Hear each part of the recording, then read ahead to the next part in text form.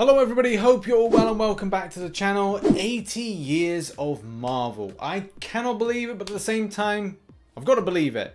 This is an amazing point in time for anyone that is a Marvel fan, and I thought what I'd do in this video is I'd showcase some of my comic book collection from the most valuable to the most interesting collection that I have. Let's begin with a few random ones from my collection. So I've got two Nova comics from the 1970s, 1977 and 1978 respectively, and this Punisher one that's on the end, which is the Holy War. I haven't read any of these, I just like them and I want to collect more of them and maybe pick up the story, but I'm maybe more interested in picking up graphic novels and maybe reading them online because I want to preserve them in the condition that they are.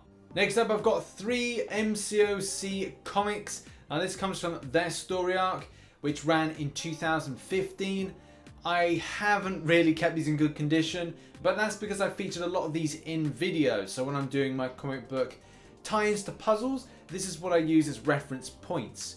You can get the full series as a graphic novel now, and that may be something I get as well. Speaking of graphic novels, and that is Civil War. Civil War I bought back in about 2015. When I was going in for surgery, I needed something to kind of pass the time before I was going to go into the operating theatre, so I read this through in its entirety, and it's a pretty good read. I would recommend Civil War 2 as well if you're thinking of picking it up, and especially getting it as a graphic novel. Recommendation from myself is the new Black Panther series by Tennessee Coates, if I've said that correctly. It is pretty good and obviously just starts a new story arc, which is pretty impressive. Next up, I've got my Superior Iron Man and Iron Man comic book series arc. Now, this was a pretty good series. The Superior Iron Man one was a pretty good series. I haven't read my Iron Man series, and that is because I want to just preserve it as it is and have it as kind of a collector's item. And maybe I'll choose to read it in the future, but it's pretty good, the Superior Iron Man. A lot of obscure characters are put into it, and it does take some really kind of weird twists and turns. And again, I would recommend, if you're looking to just get it as a graphic novel. So it's the most recent Superior Iron Man story arc, and as well the most modern Iron Man story arc. Next up, and close to the release of the first Avengers film, they did a new series called Avengers Assemble. This was a pretty fun series, and a lot of obscure characters similar to Superior Iron Man were actually put into it. So if you're looking for an interesting series, I'd probably say again picking up the graphic novel and trying to follow the story as best you can. It does take a lot of twists and turns, but a lot of this I do have some variant covers. This one here, the blank one. Behind that, we've got this version here, which actually has right at the top the promo for the first Avengers film, and then the standard edition there. And as I said, obscure characters, yeah, a real ragtag bunch of misfits here. Next up, we're moving on to some of my more valuable comics, and that is this one here.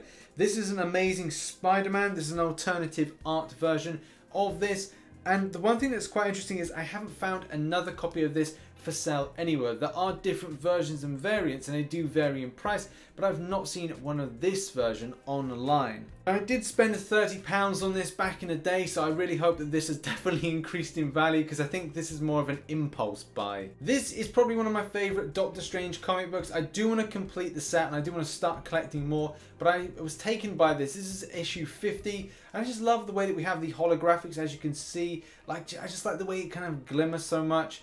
The inside pages are still very good quality. This is from 1992, and it just is in decent shape still then. I'd spent £10 on it, and I hope to get more of this set when I go to New York Comic Con. As well, the story features Silver Surfer, Hulk, and Ghost Rider, not to mention the main villain being Dormammu. It is a really good issue as well. I've read it once, and I won't be reading it again. I want to keep it as pristine condition as possible. And the final piece from my most expensive collection is this here. This is Hawkeye vs. Deadpool, and signed by Matthew Mayhew. Now, I've seen a few copies online with signed, but nothing by Matthew Mayhew. Now, this is really cool. This is number 10 of 198, so this is pretty unique. The great thing about it, it comes with a certificate of authenticity. The story is light-hearted and fun, as you would expect from anything Deadpool and Hawkeye related, but at the same time, I couldn't continue on the set because I was saving up for a house, and therefore anything like comic book spending wasn't really at my top priority. Either way, it's been 5 years since this set has been released, and it is still something that I'd say is like my little collector's item. Finally, the comic book collection that got me into Marvel in the first place, and that is Wolverine. I bought this about 10 to 15 years ago from somebody in Canada, and that is a set here of the Wolverine limited series back in 1982. Now the pages aren't exactly of amazing quality, and that is one downside about this set. Compared with other comic books I have, the quality is still there to this day, some of them even charting about 30 years like this set here.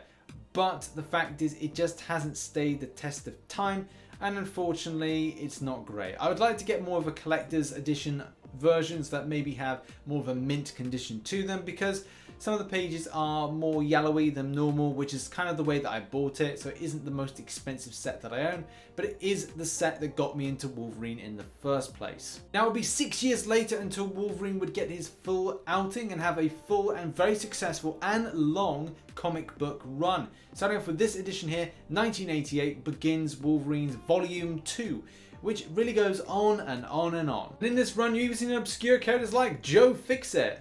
I'm still extensively collecting this set, with this version here being number 300. So if you wonder why at MYCC, where's Rich, why isn't he at the MCOC booth? The fact is, I've gone to try and get more Wolverine comics. That's what I've been trying to do for a long time. That's what I will continue to do. There we have it. That has been my full Marvel comic book collection. Some of my most valuable comic books, some of my most collectible, some stories that I've been interested in and like. In particular, a lot of the early Wolverine series, the limited series, is kind of interesting, especially considering a lot of the stuff in Japan. And not to mention, as the comic books of Wolverine have continued on, we've had integration with the X-Men, as well as these little kind of weird stories with like Joe Fixit, and so many other things as well, with the return of the Silver Samurai. Loads and loads and loads of stories, and loads more still to come. I'm looking forward to collecting a lot more of these, especially at New York Comic Con, and I hope to see you all there. Maybe we can all go on a comic book hunt together. In any case, thank you very much for watching this video. I'll see you in New York Comic Con, and I'll see you in the next video. Bye bye for now.